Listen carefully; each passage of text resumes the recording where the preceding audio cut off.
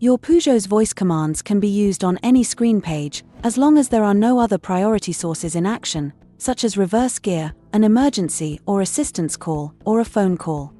To ensure that voice commands are always recognized by the system, we advise you to use natural language, to speak in a normal tone of voice, without cutting your words or raising your voice. For best results, it is recommended to close the windows, and depending on equipment, the sunroof, to avoid any outside disturbance.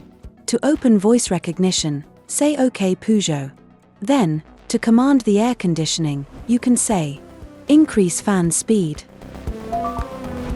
OK Peugeot, turn on the air conditioning. OK Peugeot, I'm too hot.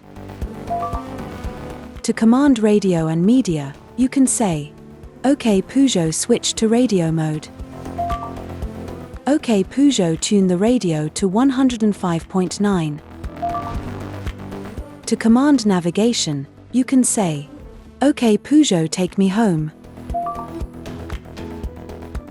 To check on the weather, you can say, OK Peugeot, do I need a raincoat? It doesn't appear to be raining at the moment.